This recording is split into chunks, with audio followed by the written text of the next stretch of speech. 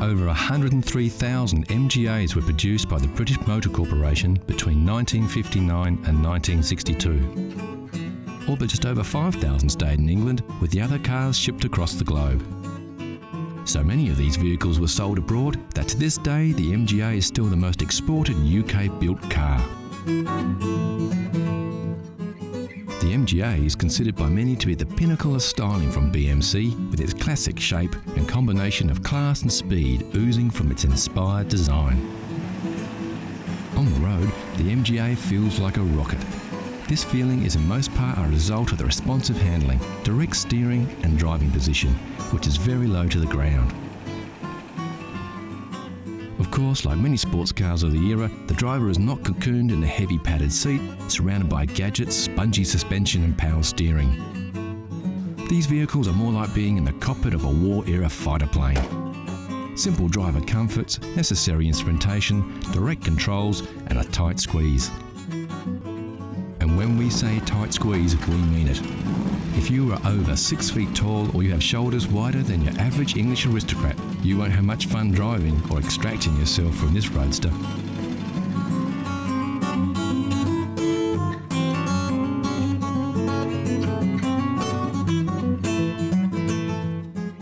Like many sports cars of the era, a long graceful front end gives the impression there is a whole lot of motor under the hood. The driving position is set back, literally behind the motor, with the trunk or boot rolling back down to the rear. Sometimes looks can be deceiving though, and many enthusiasts consider the MGA to be severely underpowered, taking the sport out of the sports car. The engine in the original model was a 1500cc pushrod power plant, which produced about 68 horsepower. The same engine used in the Austins, Morrises and Wolseleys of the era. This actual car is one of the few 1600cc models manufactured, which boasts 93 horsepower, much more respectable for a roadster. Apart from the very rare twin cam power plant, there were only ever just over 2,000 built. This is as grunty as an MGA gets.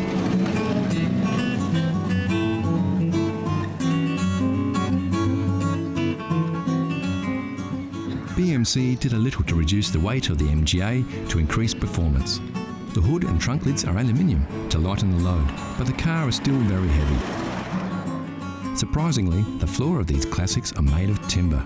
We're not sure a wooden floor fits in with the modern manufacturing processes of the 1960s. What we are sure of though is the MGA owners and lovers don't care. You don't buy an MGA to go fast, you buy an MGA to go and look good while you're doing it. When the MGA was designed, looking good was the #1 concern. And if you're thinking to yourself, where are the door handles? Well, this just makes our point. You see, the MGA has beautiful lines, gentle organic curves, sweeping style. Way too cool for door handles. In their wisdom, MG left them off, instead opting for a unique cable system inside the door frame, keeping the body clean and pristine. Of course, there is one thing that is synonymous with a classic MG: wire wheels. What started out as a construction method turned into a styling accessory. The MGA doesn't boast a lot of chrome, it's simple and understated. The curves do the talking, and the wheels ground the whole package as one of class, style and power.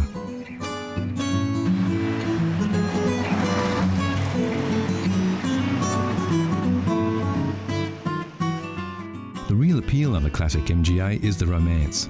The romance of rolling through the countryside, wind in your hair, wire wheels rotating under you, turning heads with your very stylish and fun machine. It's the same for all classic car lovers. For devotees of the MGA, it doesn't get better than this, and we're inclined to agree. So you've just hit 40. You're feeling cashed up, your hairline is fast travelling to the northern hemisphere of your head. So you've decided to take the plunge and get yourself that little sporty classic car you've always dreamed of, and get some wind in your hair before it all disappears and you find yourself shopping for a glue-on toupee. Right now, your heart is set on a Sunbeam Alpine, just like the one James Bond drove in Dr. No. Well, let's take a closer look at the damage to your hip pocket. There were several models of the Alpine produced between 1959 and 1968. The body shape didn't differ much between models, only performance. We've been looking around, and as far as classic cars go, the Alpine could be considered an entry-level classic.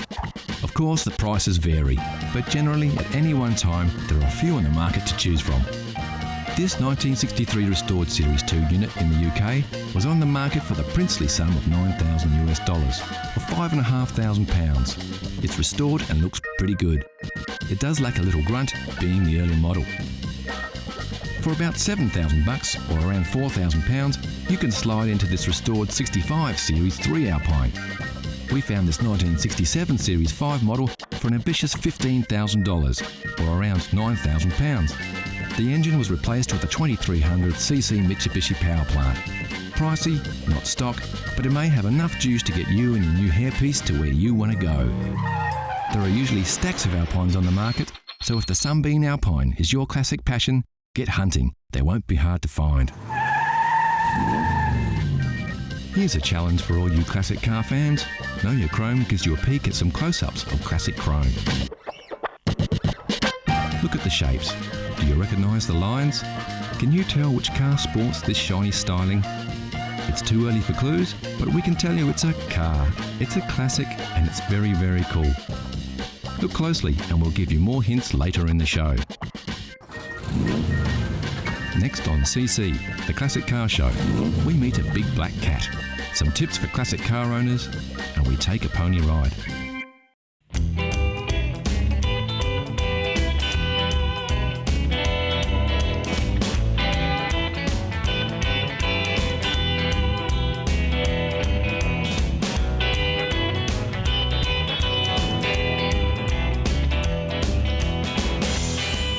This is a 1959 Chrysler Royal four-door sedan.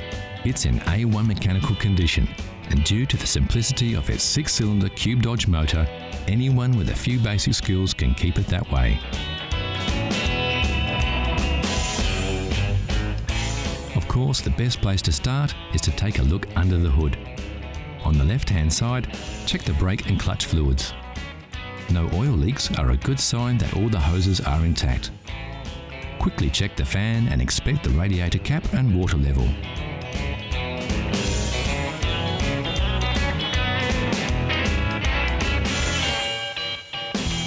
Now take a look from the other side. Check the oil level with a dipstick, then the spark plugs and cables. Inspect the battery terminals to see if they're tight and free from any corrosion. Ensure the top radiator hose is nice and tight and that the fan belt is taut and has no cracks in it. The leads and wires to the distributor cap and starter motor should also be tight. The distributor cap should be clean and high tension leads all in place. Okay, the engine looks good to go, so always fire her up just to make sure she sounds as good as she looks.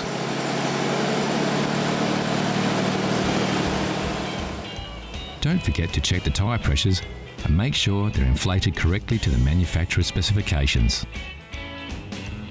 Also inspect the tread depth and check for uneven wear or foreign objects in the tyre tread. While the car is at the correct height, quickly check for rust under the mudguard here and under the front mudguard. The seals can be a weak spot for rust, but as we can see, everything is fine on this rust-free vehicle.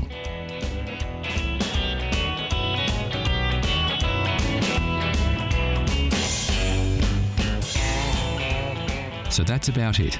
A few simple maintenance checks should keep your Chrysler Royal in great condition for another 50 years. And the best thing of all is that you can roll up your sleeves and do it all yourself. Yep, there's only one thing better than the smell of aging leather, and that's the smell of engine grease on your hands.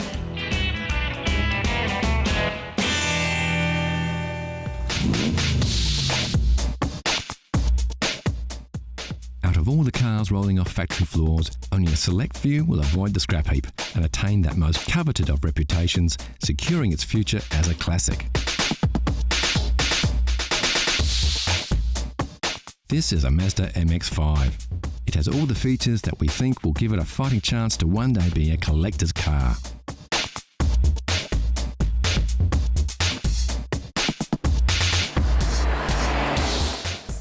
This classic of tomorrow gives you the feeling of the traditional open-top roadster with the modern comforts and technological improvements of today. Sure, to really get the most out of this vehicle, you're going to have to look after it well. Keep it garaged as often as possible and hold on to it for 30 or 40 years. If that's not too hard for you to do, you can have a sports car of today and a classic of tomorrow.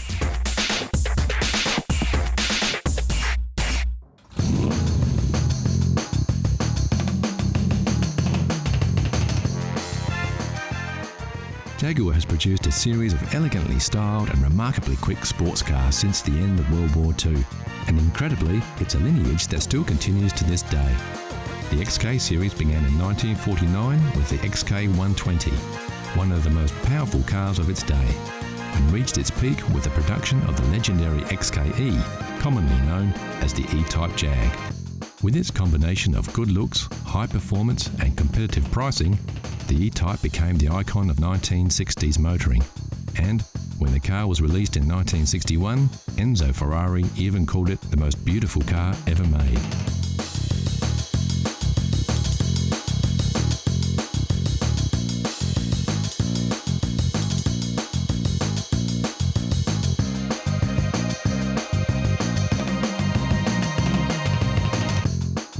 Take a closer look at the E-Type and you'll discover it's the heart and soul of another beast that makes this big car purr, and that's the XK150.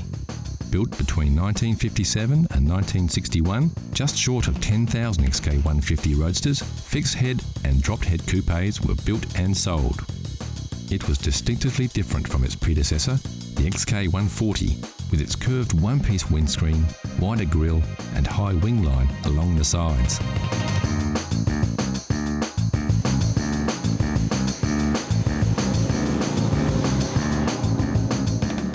Although in production for just 4 years, the 150 legacy lived on under the hood in thousands of E-Types that followed during the next decade. In fact, the Series 1 E-Type was powered by the very same 3.8 litre straight-six XK6 engine that drove the beefed-up XK150S. And boy, what an engine! It pumped out 265 brake horsepower, easily topped 135 miles per hour and could sprint from 0 to 60 in just 7 seconds.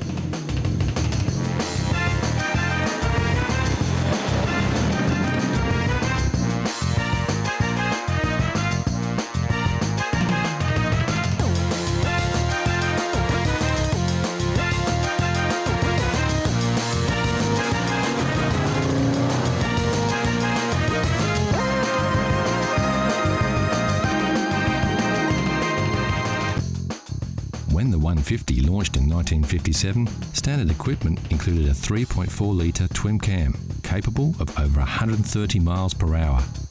But in February of '59, Jaguar added a chrome S insignia, along with triple SU carburetors, a dual exhaust system, beefed up suspension and larger disc brakes.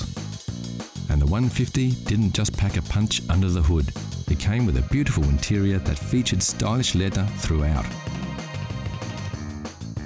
Roll-up windows and door handles were also new features, which until then were not considered essential equipment on sports cars of the day. And the result was a combination of excellent performance and handling with a level of comfort and luxury rarely seen in sports cars of the period. The long flowing lines of the hood hinted at what was to come a decade later with the sleek new styling of the E-Type. But its front end, unlike its successor, maintained a traditional look with classic round headlights, the vertical chrome grille, and of course the famous Jaguar badge.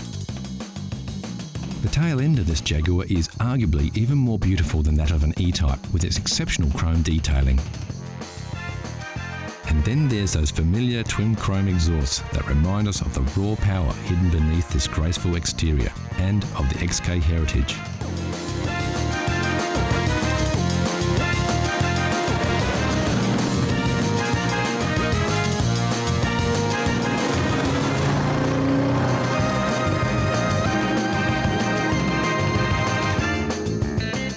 In March 1961, the first E-Type rolled off the production line and into the hearts and minds of the rich, famous and everyone with an eye for beautiful design.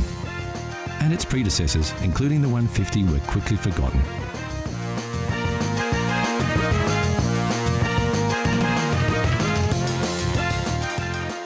Yet, without its XK lineage, the stunning styling and superb performance of the iconic E-Type Jag would never have been possible.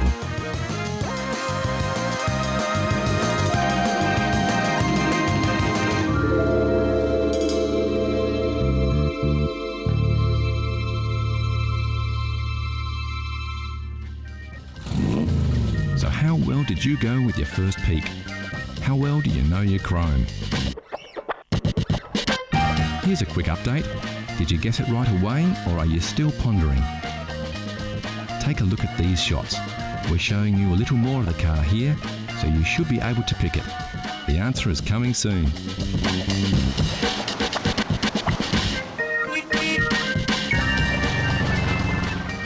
Also coming up, not one but two mules bust out of the stables and go for a run on the open road. So how well did you know your chrome? If you said it was an MGT, you would be right. The MGT was a launchpad for MG, establishing the British mark as a manufacturer of quality, stylish sports cars, with the MGA, like the model we saw earlier, following in its footsteps.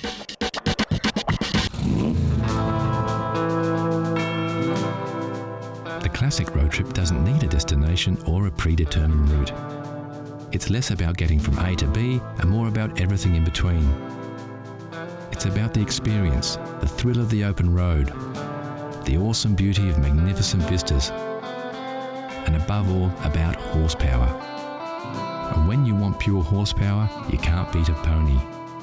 Yep, for classic all-American muscle, your ride doesn't get any better than a Mustang. Unless, of course, you're lucky enough to have two. Meet Bo and Belle, a pair of first-generation convertible Mustangs. The first saw the light of day back in 1966. These two beauts look as good now as they did on the day they rolled off the production lines almost 50 years ago. Sporting the now famous GT badge, both these Fords are equipped with the original GT equipment package. And yes, just in case you were wondering, that's where you fill this baby up. When it comes to gas caps, they really don't make them like they used to.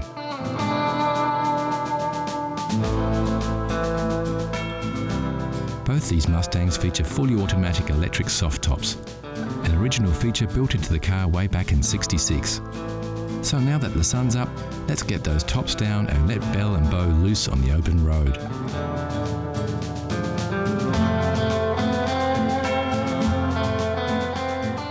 American muscle cars were built for roads like this. They like to go fast and straight. And if the road's clear, nothing gets the heart pumping more than opening up the gas and overtaking whatever's in your way.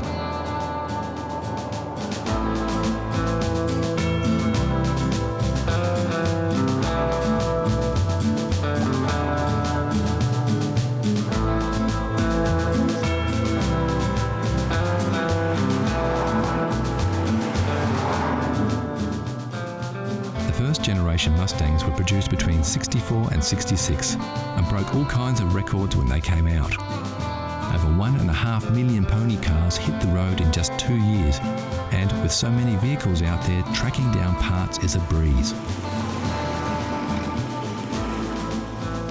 It looks like this road trip has taken a quick detour off the beaten track, but as we can see with their short wheelbase and wide track, Belle and Bo look just as good on the dirt as they do on the hard stuff.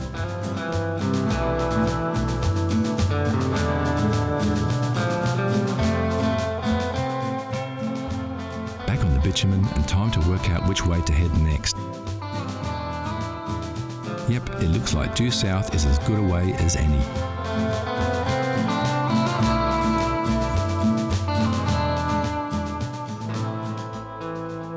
These cars came fitted with many luxury features that are still considered optional extras on many modern cars.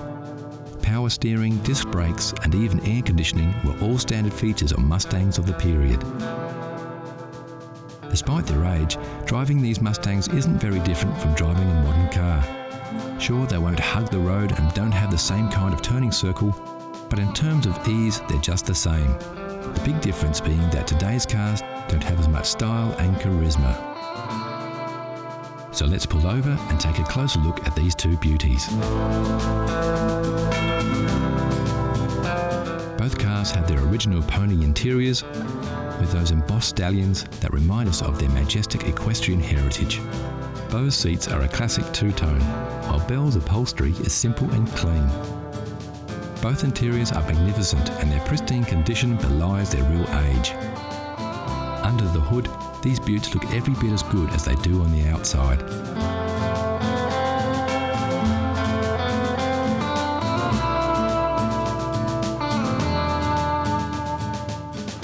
Getting back behind the wheel and hitting the back roads, we can see what makes these cars so special. With their soft tops down, winding their way through spectacular scenery, it's possible to forget that we now live in the 21st century. They take us back to another era, and they do it in a way that only a Mustang can.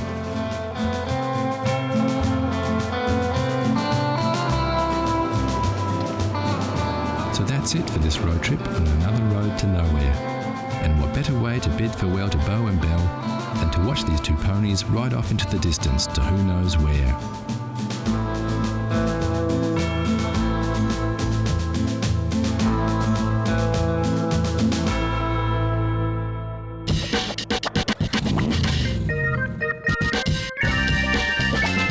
Classic cars are everywhere, from the everyday much-loved runabout to the rare and valuable collector's items. One thing we all agree, there's nothing cooler than a classic. Like this Lamborghini Miura, once owned by international model Twiggy and still oozing 1960s style. Or this E-Type Jaguar, recently voted the world's most beautiful car.